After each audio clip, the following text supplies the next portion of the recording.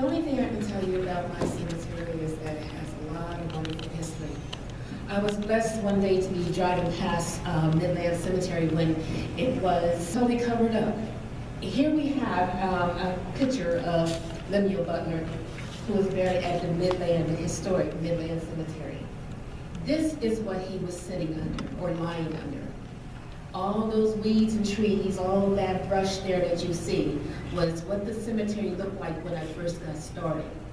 That happened about 25 years ago, this year, that I decided to go into this cemetery, not only because I learned that my grandparents or great-grandparents were buried there, but also because of this wonderful history that we had forgotten, such as Lemuel Butler.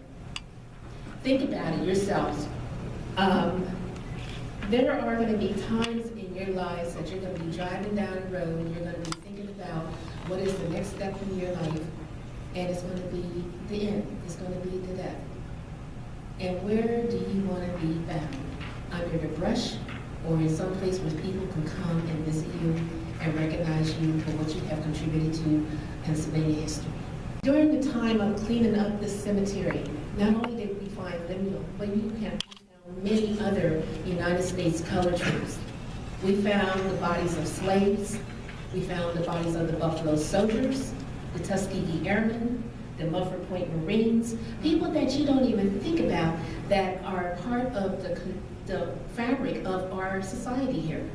Even as an African American, to find that you have Peter Selwyn Blackwell, who was the very first black councilman in the borough of Stilton.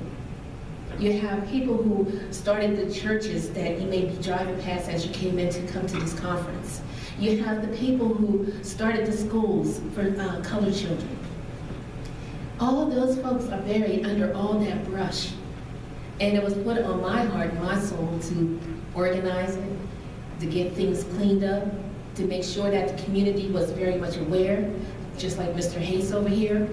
All his predecessors prior to him were there to say, we're going to do something. We're going to get this history back up on top where it belongs.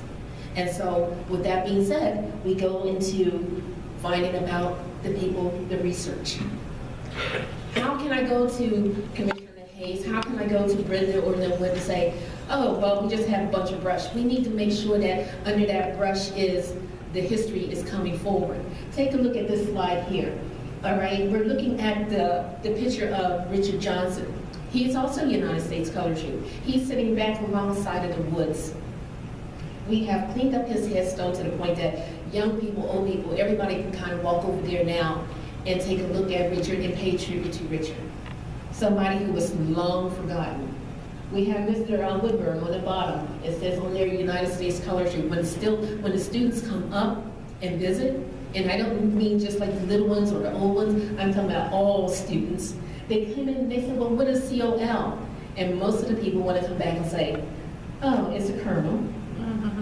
And I get a kick out of that because it's like, okay, so what? Think about the history. Think about when the history was happening. Think about the dates on the headstone. Do you think, how many colonels did we have? I go through all that, then I let them try to figure it out on their own, because now we have not only a cemetery, not only somebody who is part of our fabric, but we also have a point where we can educate the public about the history. And so we say this is the United States, COL is colored, and volunteer infantry, meaning that they were walkers. Okay? So now I'm able not only to clean up the cemetery, but also to make sure that we're using it as an educational component. So which means I'm going out there into the community and making sure that they understand why, again, another valuable asset to our community, to our area, not only to just little boroughs, still North Sweater Township, but also to the rest of Pennsylvania and this country. Because without them, we still would be having some kind of conflict somewhere along the line. If you take a look at the little obituary over there, that's actually from 1899. And this is Mr. Jeremiah Jackson. I'm still doing a lot of research on Mr. Jackson, and I'm involving the students and everyone else about what we have there. Now, if you had a little chance to read about Mr. Jeremiah Jackson, he was a part of the United States Colored Troops. He was one of the very first to enter Richmond after it had surrendered. He died in a soldier's home. The soldier's home is in Allegheny, okay? Allegheny Township or county. So we need to go back and find out about his history, maybe dig into, which we don't have a headstone for because we just found him, all right? And Mr. Jeremiah Jackson should be known. First to go into Richmond, one of the first. It's a lot of wonderful history there. I'm pulling out what I think is most important for you to understand.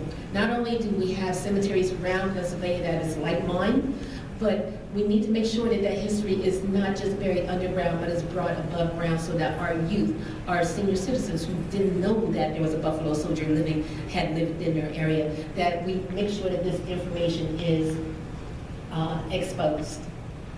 Also, you know, what do we want from you? We want you to be able to go back and talk to your citizens. And if you have a group that maybe you can encourage them and just be their companion in making sure that they get the history out there and make sure that these cemeteries are preserved and restored and used as a point of education. We also want to make sure that we involve the community in many, many ways. I mean, you could be the catalyst when you go back and say, okay, well, we need this done. And we also need you to, you know, bring forth some of the volunteers, some of the schools. How can we interchange with that? I've had students come up and do bios and things like that and get oral history and everything else on our people that are they're living, that they're descendants. And we also have, you know, from Boy Scouts to Girl Scouts to everybody else that can come up and get involved, not only local schools, but also local colleges and statewide colleges. These are the people that we're trying to salvage, not just this little group in Midland Cemetery. As you see, we have the primary school from 1910, and those are the beautiful little colored children that went to the hygienic school, but some of those bodies are buried up there at the Midland Cemetery. That's what I'm all about, is trying to preserve that history there, all right? And I've also been able to grab help from a variety of different places, and not only our local veterans groups, but also the ARC, the inmates. The commissioners were very, very helpful in getting the inmates to come out. We started the program about 24 years ago to bring out the inmates to do a lot of the cleaning. If you have the chance, as you see the inmates are in this picture, pulling out the brush and also cutting down a lot of trees, and they got to learn about a lot of the different foliages that's up there. And a lot of our Boy Scouts were there to not only do some of the work, but we also had 2 Eagle Scout boys who were able to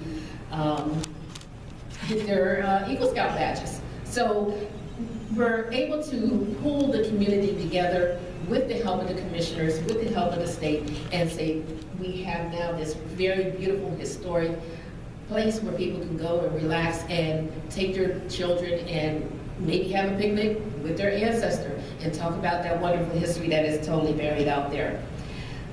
We've had visitors. Keep in mind that when you clean up your cemeteries, you're also adding to your tourism, because I've had students from different areas, different countries, that come in because they want to use this as a focal point for their history gathering.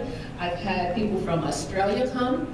I mean, you know, people calling in. We're bringing in our reenactors, we're bringing in everybody that can come in and be a part of this. So what we're doing is increasing the tourism. And how does, like in our area, how does it connect to Gettysburg? And so we have quite a bit of wonderful history that people want to know about.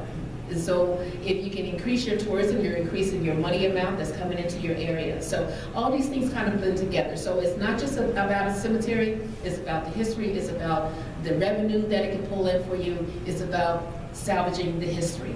All right, so my last slide here, I'm going to show this to you, is we have a beautiful little marker there. We have our monument there that is indicating all of the wars that are buried at the cemetery. And this is the final project of one of our Eagle Scouts. And it's on the corner, and you can tell now that out of that brush, we now have the beautiful headstones that are there. We have the Negro League baseball players, a little bit of everything there. So people come and they want to be a part of it. Again, it's just been a phenomenal journey for me. So I'm going to conclude with this, and I do thank Slider Township, the Borough of Stoughton, Dauphin County Commissioners, and everybody else, my community, for helping me to get it from the brush to what we have now. Thank you.